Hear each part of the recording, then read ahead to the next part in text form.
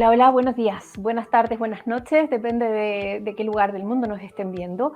Pues bienvenidos todos a esta ruta que arranca nuevamente. Tenemos un invitado muy interesante, como cada mes nos reunimos con nuestro querido amigo Edwin Pérez para ponernos al día sobre lo que está ocurriendo en los diferentes lugares del mundo y los contenidos también de Aquí Latinos Internacional. Y para eso doy paso a mi querido Edwin, que ya está por aquí. ¿Qué tal? ¿Cómo estás, Edwin? Bien, Tati, un gusto saludarte. Esta ruta que compartimos ahora nos ha llevado a otros continentes. Estuve en Egipto una semana, entonces hay mucho que hablar y de esas rutas que también he visto llenas de polvo en el desierto y llenas de incertidumbre por lo que está pasando actualmente. Exacto, pues, y allí es donde, si te parece bien, vamos a comenzar. Precisamente, cuéntanos un poco lo que ha sido tu viaje a Egipto, pero también cuéntanos un poco el panorama de lo que se está viviendo y cómo se ve desde allí lo que está pasando precisamente en Oriente. Bueno, una introducción cultural y turística que estuve ¿Mm? en las primeras y principales ciudades y pueblos y construcciones de Egipto que tienen su historia, pero es una historia que también está cambiando porque los investigadores, los científicos están haciendo cada vez más descubrimientos, es decir, una pirámide tan grande, tan enorme, tiene todavía muchas incógnitas, se habla de que hay comunicación subterránea más allá de la que ya existía. Entonces son realmente temas muy técnicos, pero ya en la superficie, ya en este agosto, julio y agosto del 2024, también hay mucha incertidumbre, no hay una claridad porque evidentemente el conflicto se está agravando y yo estuve hace 2 días en el aeropuerto de El Cairo y ahí empezaba o se agudizaba una tensión tremenda luego de los atentados y muertes contra líderes de los grupos contrarios a Israel. Así que ya podemos ver que cada día hay novedades y muchas son novedades negativas y preocupantes. ¿Cómo está realmente la situación allí? Bueno, es una zona de conflicto y como anécdota, quiero decirte que la primera vez que llegué a Egipto, hace 30 años, estuve en una visita periodística en Israel, Palestina y Egipto, y ahí casi había el mismo clima de tensión de ahora, porque en ese tiempo nos decían Saddam Hussein, el líder de Irak, en cualquier momento puede lanzar bombas sobre Israel, Egipto en cualquier momento se puede meter al conflicto. Palestina puede estar siempre con las presiones por esa supervivencia que tiene y casi diría que es lo mismo ahora, pero con otros componentes que ya Rusia y China han alcanzado una fortaleza mucho mayor. Irán es una potencia muy grande en términos militares y también económicos. Israel y Estados Unidos han logrado unirse mucho más, o sea que ahora hay muchos más intereses también detrás de cada uno de los países y de las potencias, por lo tanto, la tensión es casi la misma, pero con un componente geopolítico más preocupante y bueno, como siempre enfoco las informaciones, detrás de todo esto también hay latinoamericanos como posibles víctimas de cualquier atentado, de cualquier situación migratoria. Hay 9 millones, por ejemplo, hablando de Egipto, 9 millones de extranjeros dentro del territorio egipcio y eso es un peligro para cualquier problema de guerras. En Israel hay muchos argentinos, muchos latinoamericanos que tienen raíces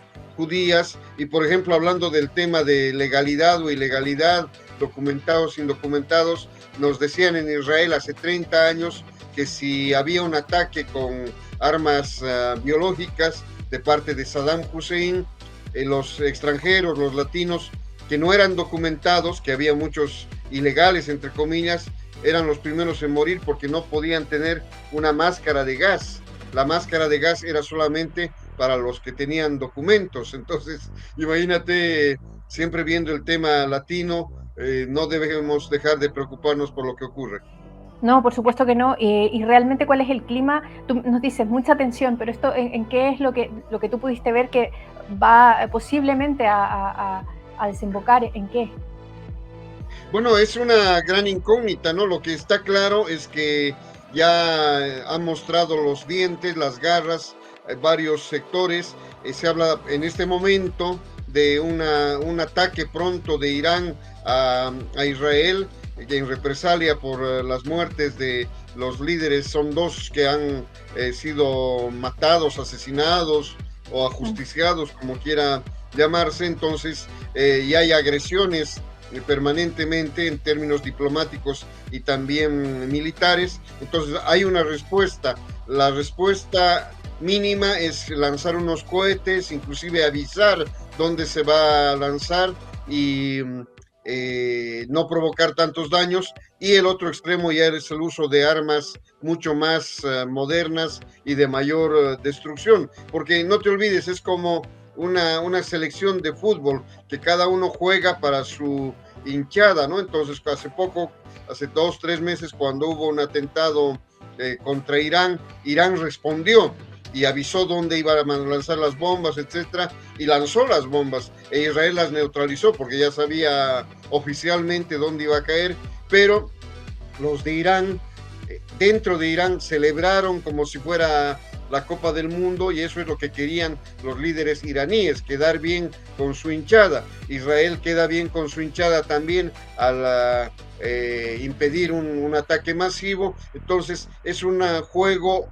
político, un juego de ajedrez donde cada uno juega, y en función de eso van con eso del diente por diente y ojo por ojo, pero siempre medido sin llegar a extremos. Pero cuando ya en este mundo de locos algún dirigente loco apriete el botón que no debería, que está ahí en la mesa, ahí sí que se puede desencadenar una guerra mucho, mucho más fuerte. Exactamente, era lo que te iba a preguntar. ¿Cuáles son las consecuencias entonces reales? Porque vemos que esto es como un juego para la población civil. ¿Y qué es lo que han hecho todas los cuerpos diplomáticos y los países, por tanto, de las diferentes poblaciones que están habitando allí? Bueno, es la palabra juego hay que usarla en el término más duro y más serio. Obviamente no hay un juego por placer, digamos, pero evidentemente son fichas que se mueven. Ahora el problema es hasta dónde se va a llegar y el riesgo que implica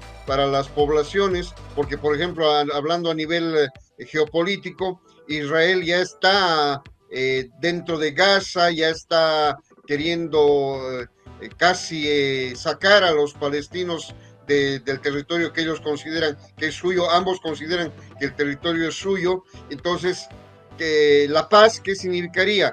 Que paren los ataques, pero Israel se queda dentro de Palestina. Entonces, esa es una forma de victoria para Israel y una derrota para los palestinos. Pero una victoria para los palestinos es que pare la guerra, que paren las muertes y los Claro. atentados. Entonces, el concepto de victoria y derrota, vuelvo a decir, es muy disperso, y todo depende de cómo aguanta la hinchada de cada equipo. Se aplaude o critica lo que están haciendo sus líderes, que también, reitero, están bajo una fuerte presión diplomática, económica y geopolítica. Bueno, esperemos que entonces la sangre no llegue al río, porque visto así como nos lo cuentas, pues parece ser que no llegaría a pasar nada muy dramático realmente. Claro, pasar nada tiene sus Consecuencias también. matices, ¿no? Ah, Claro, porque claro, puede haber más muertos, ataques, etcétera, pero ya, por ejemplo, una intervención directa de Estados Unidos sería terrible. Una intervención directa de China o de Rusia sería terrible, y eso es una pregunta que se está planteando, porque Irán va a atacar a Israel militarmente en los próximos días, y puede atacar a una base militar norteamericana dentro de Israel, o atacar intereses norteamericanos dentro de Israel. Eso obligaría a Estados Unidos a atacar y responder, y eso obligaría a China y Rusia a ayudar a Irán y a los otros países árabes, porque esta es una pelea no solo de Israel contra Irán o contra Siria, sino contra todos, inclusive Egipto. Entonces, si se toca, si se mata,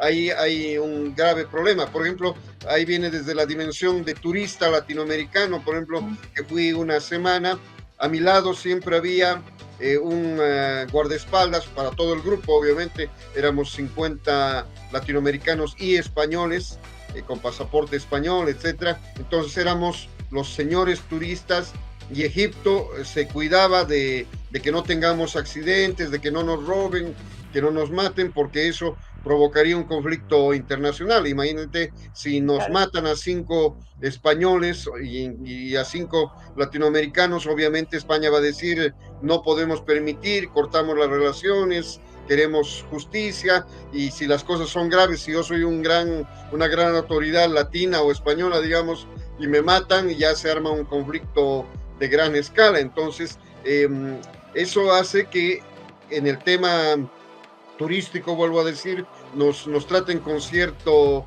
cuidado, pero no dejo de olvidarme de los latinos que están en la calle, porque inclusive a nivel migratorio, estando casado con egipcios, no garantiza una total ciudadanía ni total nacionalidad. Ahí vienen las relaciones de pareja, cómo se porta la familia, el latino o la latina está solo en una vida doméstica, digamos. Así que todo eso es un conjunto de elementos que hay que considerar, no solo el tema de lanzar bombas o misiles, sino también la vida cotidiana, cómo se puede afectar. Y el agua, tú y yo abrimos el grifo y tomamos el agua que queramos, 15 minutos de ducha, etcétera, pero allá el agua es un líquido que vale oro.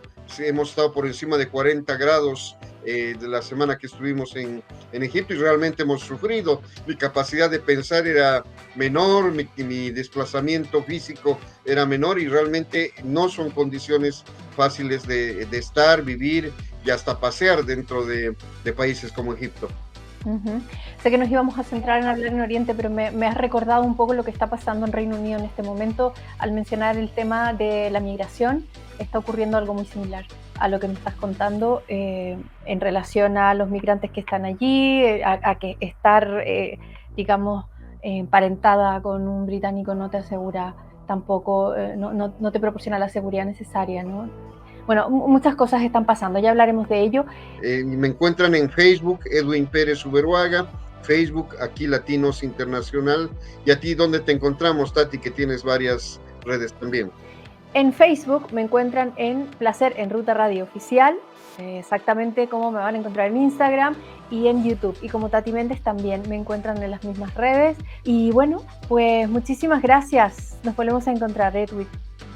Gracias, Tati. Un gran abrazo a todos. Hasta pronto.